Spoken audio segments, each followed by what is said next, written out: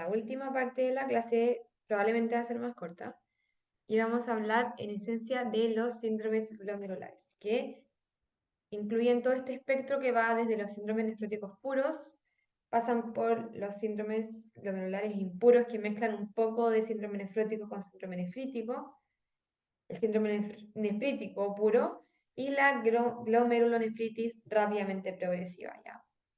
Que una misma enfermedad puede pasar por estas cuatro etapas, ¿ya? Entonces, no hay que verlo como algo tan compartimentalizado, sino que es un espectro, ¿ya? Y puede ser como la evolución de una misma patología. Igual vamos a ver elementos que diferencian cada una de ellas. Sobre el síndrome nefrótico, fisiopatológicamente es una alteración de la barrera de filtración de los podocitos y la principal causa en Chile en adultos es la nefropatía diabética, ¿ya? En la población pediátrica es la enfermedad de cambios mínimos, que se llama así porque literal los cambios solo se ven a nivel de una microscopía electrónica. Ni siquiera se podrían ver con una tinción de maltoxilina o eosina u otras tinciones que se hacen en anatomía patológica. Pero otras causas igual frecuentes son la glomerulopatía membranosa, la esclerosis focal y segmentaria, que es bastante poco específica, como que muchas enfermedades pueden tener glomerulosclerosis focal y segmentaria. Eso hace referencia si se ve afectada como más del 50% del nefrón, que sería segmentaria, por ejemplo, si es que ya es más del 50% de un nefrón mismo. Y si estamos hablando de focal o global, es de como la masa total de nefrones. ¿Se entiende? Puede haber un síndrome que afecte como más del 50% de los nefrones, pero todo el nefrón, versus otro que afecte más del 50% como de cada nefrón, pero menos del 50% de todos los nefrones. Y otra causa bastante común que se engloba como en anatomía patológica en conjunto con la nefropatía diabética, porque generan como depósitos a nivel de las biopsias, es la amiloidosis, ¿ya? También recuerden que el mieloma múltiple se asocia a daño renal y podría tener síndrome nefrótico. El cuadro clínico no necesariamente tiene que ver solo con el riñón, porque hay muchas cosas que se pueden perder por la orina, ¿ya? Lo más típico va a ser el edema a causa de la pérdida de la albúmina, que genera una disminución de la presión oncótica, pero también se puede perder grasa por la orina y proteínas por la orina, lo que va a ser una orina con más grasa o una orina espumosa. También estos pacientes tienen más riesgo de fenómenos de hipercoagulabilidad porque se pierden proteínas anticoagulantes y también tienen mayor suscepción a infecciones porque se pierden inmunoglobulinas por la orina. Por lo tanto, en pacientes con síndrome nefrótico hay que ir a buscar esas alteraciones dirigidamente. Algo que no deberían tener, y esto es muy importante, es que en un paciente con un síndrome nefrótico puro no debería haber ni hipertensión ni hematuria, ¿ya? La hematuria en el fondo es la que provoca la hipertensión por activación del sistema de renina-angiotensina. Por lo tanto, esas características nos orientarían más o a algo impuro o a un síndrome nefrítico. Pero el edema es un síntoma que se comparte en los dos. ¿Cómo vamos a diagnosticar entonces el síndrome nefrótico? Sí o sí tiene que haber clínica. Si yo tengo proteinuria en rango nefrótico, que sería más de 3,5 gramos en 24 horas, por sí solos no voy a diagnosticar síndrome nefrótico. Tiene que haber clínica y también tiene que haber otra alteración de laboratorio como la hipoalbuminemia o el aumento de proteínas como el LDL, por ejemplo, ¿ya? Entonces, es todo como una sumatoria de elementos, ¿ya? Hay algunas cosas que no necesariamente se acompañan del síndrome nefrótico. Por ejemplo, una caída de la FG no necesariamente va a estar, porque una función renal no descarta, una función renal normal no descarta el síndrome nefrótico. Incluso en algunas etapas podría estar aumentada la función renal, como en la primera etapa de la nefropatía diabética, que hay hiperfiltración, y después la función renal decae. Entonces la BFG no nos sirve mucho como para hacer el corte entre si esto es un síndrome nefrótico o no. Y si queremos ahondar más en las etiologías, podríamos ver algunos anticuerpos que están en contexto de algunas enfermedades autoinmunes, sobre todo el ANA y el anti-DNA, que son del lupus. El que está acá, el anti-PLA2R, es de la glomerulopatía membranosa y en algunos casos también se puede pedir biopsia, ¿ya? La biopsia va a identificar como patrones y alteraciones, pero hay que saber interpretarla, porque la biopsia no es como que un hallazgo es demasiado específico de, de una patología, sino que el conjunto de los hallazgos anatomopatológicos más el cuadro clínico ayuda, ¿ya? Porque hay muchas alteraciones que se comparten entre distintas etiologías. Como les comentaba que, no sé, las enfermedades por depósito pueden ser en amiloidosis o en nefropatía diabética. Entonces habría que ver el contexto clínico para que si yo tengo una biopsia que me dice que hay enfermedades por depósito, que podrían ser cualquiera de esas dos etiologías dependiendo de los síntomas del paciente. Acá les anoté algunos como datos sobre cada etiología, pero la verdad es que un dato súper importante es la edad. No puede haber un paciente adulto en el que yo piense que la primera etiología va a ser la enfermedad de cambios mínimos porque eso es propio de la población pediátrica, ¿ya? Y lo otro es que la amiloidosis y el mieloma múltiple no solo afectan el riñón, sino que también afectan el corazón y el hígado como enfermedades que generan como restricción de esos órganos, ¿ya? Entonces hay que tal vez tener en cuenta esos otros síntomas que podrían haber. Y el mieloma múltiple, como habíamos dicho antes, también se asocia a falla renal, anemia, aumento de la VHS, alteraciones óseas, lesiones sobre todo como a nivel de las vértebras y del cráneo, y hipercalcemia también, súper importante eso. Entonces ahí como el daño renal es algo más de ese cuadro, y tal vez en otros problemas como la glomerulosclerosis focal y segmentaria es más que nada como solo el riñón, ¿ya? Pero en las preguntas de síndrome nefrótico, de lo que más se pregunta es como cuál es el examen para hacerlo o qué alteración de los exámenes es más categórica de síndrome nefrótico, y ahí lo principal es una proteinuria en rango nefrótico en un contexto de un paciente que tenga edema y que tenga tal vez otras alteraciones como la lipiduria o el aumento del LDL. Ya. Creo que acá hay una pregunta de eso y la vamos a ver al tiro. O en verdad no, veámosla después porque se asocia también a otro ya. Ya, entonces eso con el síndrome nefrótico. Un paciente con mucho edema, generalmente harto edema, no tiene hipertensión, no tiene hematuria y tiene proteinuria en rango nefrótico, más de 3,5 gramos en un día. Cuando hablamos de síndrome nefrítico, hablamos de que hay una inflamación a nivel del glomérulo, ¿ya? Y esta inflamación altera el paso de los glóbulos rojos por la barrera de filtración, y eso va a hacer que tengan otra forma, que sean glóbulos rojos dismórficos y que puedan atravesar esta barrera claramente. Y como hay inflamación, muchas veces se asocia a alguna patología que ataque el sistema inmune o que tenga que ver con el sistema inmune, ¿ya? Por eso una de las causas principales, sobre todo en población pediátrica, es la glomerulonefritis post-estreptocócica, ya que sería como una complicación un poco tardía del cuadro, que era por el estreptococo betamolítico del grupo A. También está la glomerulonefritis por IgA, y si esa glomerulonefritis se asocia a otras manifestaciones sistémicas como de piel sobre todo, se llama vasculitis por IgA. También puede haber glomerulonefritis asociada a vasculitis ANCA, que no son lo mismo, ¿ya? Esta vasculitis no tiene anticuerpos ANCA positivos y las otras sí, así que la voy a agregar. Y también el lupus puede provocar un síndrome nefrítico, también puede provocar el nefrótico, ya para que lo tengan en cuenta. Y la crioglobulinemia, que también es como un tipo de vasculitis que no tiene anticuerpos ANCA positivos, ¿ya? Son todas de vaso pequeño. Las vasculitis de vaso pequeño son las que afectan el riñón, las otras no necesariamente el riñón es como el órgano privilegiado, ¿ya? Y el síntoma cardinal del síndrome nefrítico, aparte del edema, que no es necesariamente tan grande como el del síndrome nefrótico, pero sí de más rápida progresión, es la hematuria. ¿Ya? La hematuria es como el sello de este síndrome. También hay proteinuria, claramente no en rango nefrótico.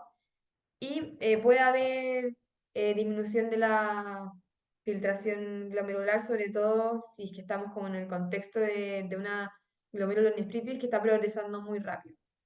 Y algo que sí va a haber es un paciente hipertenso, sobre todo como refractario al tratamiento, ¿ya? Entonces esa es una de las principales diferencias en conjunto con la hematuria con el síndrome nefrótico. Y el edema más que vespertino de miembro inferior, como el de la insuficiencia cardíaca, en síndromes glomerulares va a ser un edema matutino y palpebral, ¿ya? Porque en la noche el riñón trabaja a toda máquina absorbiendo el agua, entonces por eso es matutino, porque después de haber trabajado toda la noche, se manifiesta en esa zona donde los vasos son más pequeños, sobre todo como abajo de los ojos y a nivel palpebral, ¿ya? Nuevamente, diagnósticos clínicos y de laboratorio. Y para diagnosticar hematuria, perdón, para diagnosticar el síndrome nefrítico tiene que haber hematuria glomerular que se distingue de la hematuria no glomerular, uno porque no duele y dos porque no es tan roja, sino que es como un rojo Coca-Cola, es más café. Y los glóbulos rojos dimórficos serían lo más específico, ¿ya? Pero, como con los cilindros hemáticos, pero lo más sensible en el fondo es que haya más de 5 eritrocitos por campo. ¿Ya? Eso es como lo que yo voy a necesitar como mínimo para decir síndrome nefrítico, pero basta con que haya un cilindro hemático para que yo esté segura que es síndrome nefrítico. Pero eso es más difícil de encontrar. Entonces, es hallazgo más específico, pero ya con más de 5 eritrocitos por campo y que sean dismórficos porque pasan por esta barrera que está inflamada, puedo hacer el diagnóstico de síndrome nefrítico. Y ahí yo puedo ir a buscar la etiología. Y para la etiología, que esto sí lo preguntan, así que sí se lo tienen que aprender, un examen que sirve mucho para diferenciar es el complemento, ¿ya? Porque habíamos hablado que la glomerulonefritis se asocia mucho a problemas del sistema inmune. Entonces nos tenemos que aprender cuáles son las enfermedades que disminuyen el complemento, entonces que se asocian a complejos como anticuerpo antígeno que van a agotar el complemento y por lo tanto vamos a poder medir eso para como ir buscando las etiologías, ¿ya? Y las que sí disminuyen el complemento son la nefropatía lúpica, la nefropatía por estreptococo y la glomerulonefritis membranoproliferativa. También la nefropatía por crioglobulinemia, ya esas tres se asocian a la disminución del complemento. En cambio, la vasculitis ANCA y la vasculitis por IgA no tienen la disminución del complemento. Y eso muchas veces nos va a ayudar a cortar el quieque en este diagnóstico. Entonces, con eso vamos a ver las siguientes preguntas. Bueno, sobre la glomerulonefritis rápidamente progresiva, la verdad es que lo único que tienen que saber es que es como un aquí con un síndrome nefrítico, ¿ya? Entonces, aparte de tener edema, hipertensión y hematuria, va a tener elevación de la CREA. Y ahí las etiologías más típicas son las vasculitis, em, una enfermedad como específica que tiene anticuerpos como antimembrana basal, pero eso ya no creo que se las pregunten, y el lupus, ¿ya? Pero las vasculitis de vaso pequeño son lejos las que más generan esto, ¿ya? Entonces ahí siempre acuérdense de esas. La vamos a ver igual cuando veamos reumato. Pero aquí más síndrome nefrítico es lo mismo que glomerulonefritis rápidamente progresiva. Y aquí tenemos una mujer de 16 años, sana, con historia de un mes de evolución de edema de 4 extremidades al que se le agrega edema facial, blando y sin predominio horario. Entonces, es un cuadro que no es tan agudo, una mujer joven, o sea, igual población pediátrica, y que tiene Nasarca, básicamente. Y que no hay alteraciones de los signos vitales, o sea, no tiene eh, hipertensión, ¿ya? Y yo acá entonces estoy sospechando síndrome nefrótico, porque si no tiene ni hematuria, no tiene hipertensión y solo tiene como este edema que es más anasarca, lo primero que hay que pensar es síndrome nefrótico. Por lo tanto, La hematuria glomerular sería de síndrome nefrítico, no me sirve.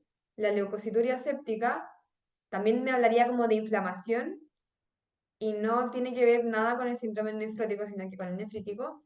Y los cilindros gruesos no son de la patología como por síndrome nefrótico. Esos son los cilindros grasos, ¿ya? Así que no se confundan con eso.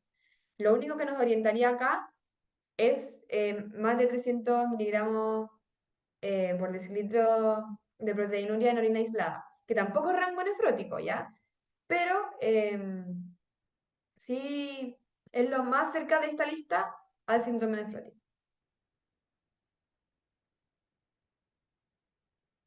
Ya. Em, mm, mm, mm. Bueno, tenemos un hombre de 50 años que tiene un cuadro de 2 semanas de evolución, de edema de 4 extremidades. De nuevo tenemos un cuadro que no es tan agudo. Y también tiene edema generalizado, no tiene hipertensión, no tiene alteración de la creatinina. Entonces, por un lado, estamos pensando más en un síndrome nefrótico puro que en un síndrome nefrítico, y que no tenga elevación de la creatinina nos descarta la glomerulonefritis rápidamente progresiva. Y lo más categórico acá es la proteinuria de 24 horas, que es 8,3 gramos, y no tiene ningún glóbulo rojo por campo. Entonces, no tiene hematuria, y eso nos haría descartar la nefropatía por IgA y el síndrome nefrítico.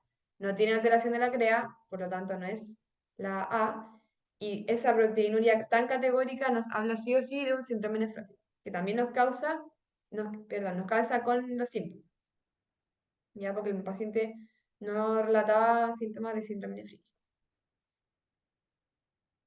Ya. Y aquí tenemos una paciente que es hospitalizada por sospecha de síndrome nefrítico y, como les decía, se hace el estudio con el complemento. El complemento es como uno de los grandes amigos para diferenciar la etiología de síndrome nefrítico. Y acá todas estas se asocian a complejo inmune, que es un tipo como de reacción de hipersensibilidad, ¿ya? Está como la tipo 1, 2, 3 y 4. La tipo 1 es como la de la IgE y la tipo 4 es la celular, como la del VIH. Y la tipo 2 y 3 son como la de las enfermedades autoinmunes, ¿ya? La tipo 3 es la del lupus y la tipo 3 también es la de la glomerulonefritis post-streptocócica. Y la tipo 2 es la de la crioglobulinemia. Pero da lo mismo que se aprendan el tipo como de reacción inmunológica, lo importante es que esas tres bajan el complemento. Y la única que no tiene que ver con el complemento es la nefropatía por IgA, y la otra que tampoco tenía que ver con eso era la vasculitis ANCA, que tendría anticuerpos ANCA positivos, ya. Así que importante que recuerden que esas dos no bajan el complemento. Y por último, para terminar, tenemos la imagenología. Acá tenemos un cuadro de un paciente de 25 años con historia de 4 horas de evolución de dolor cólico, instalación brusca, flanco izquierdo, se irradia el hipogástrico, que es como el cuadro típico de un cólico renal, aparte asociado a inquietud psicomotora. Esto es como muy de semio. Y claramente hay que iniciar analgesia, y acá como el problema está en la vía urinaria, el Pielo-TAC es el mejor examen para verlo, porque no tiene contraste, es un examen como bastante poco invasivo, ¿ya? La ecografía renal es lo mejor para ver el parénquima renal en contextos de quistes o de enfermedad renal crónica principalmente. El TAC de abdomen y pelvis se ocupa para tumores, sobre todo tumores malignos, también para como ver las consecuencias de una pielonefritis, y el urotac nos sirve para ver tumores de la vía urinaria, pero también tiene contraste ya. Entonces lo único que es como el buen examen para los cólicos renales es el Pielo-TAC. Otros exámenes que también pueden aparecerles es el angiotac, que sirve para la patología renovascular, lo mismo con la ecodoppler de las arterias renales, que también es para la patología renovascular. Y lo último, sobre terapia de reemplazo renal, que esto igual lo habíamos comentado, pero el único mensaje que les quiero dar acá es que no necesariamente una creatinina muy baja, perdón, una creatinina muy alta o una BFG muy baja es sinónimo de diálisis, ¿ya?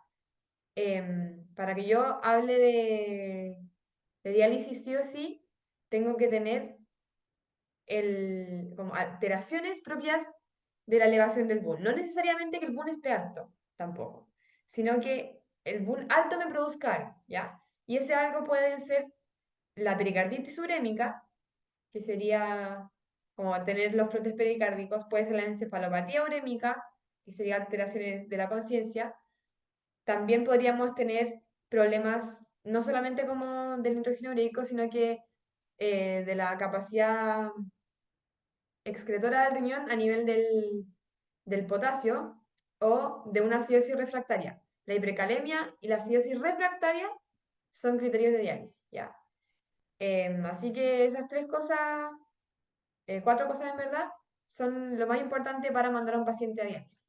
Entonces, no se guíen solo por la FG o solo por la creatinina alta, porque si este paciente no hubiera tenido los frotes pericárdicos, no necesariamente lo hubieran enviado a diálisis, ¿ya? Y sobre la diálisis, se puede hacer en pacientes como con enfermedad renal avanzada hasta 3 veces por semana. Así que igual pueden tener como una vida bastante normal los otros 2 días. Me acuerdo que fue pregunta control y estaba 3 días o 5 días. Mucha gente puso 5, pero imagínense si fueran 5 días en diálisis, como que en verdad no sería muy mala calidad de vida. Y otra cosa de la diálisis es que no corrige la función endocrina del riñón, ¿ya? Entonces todo lo que tiene que ver con la hormona como la eritropoyetina o la paratiroide no se va a corregir con diálisis, ¿ya? Y eso habría que corregirlo de otra forma. Acá solo como las alteraciones hidroelectrolíticas, el exceso de edema y los trastornos del áureo. Eso sería lo último. Espero que les haya servido.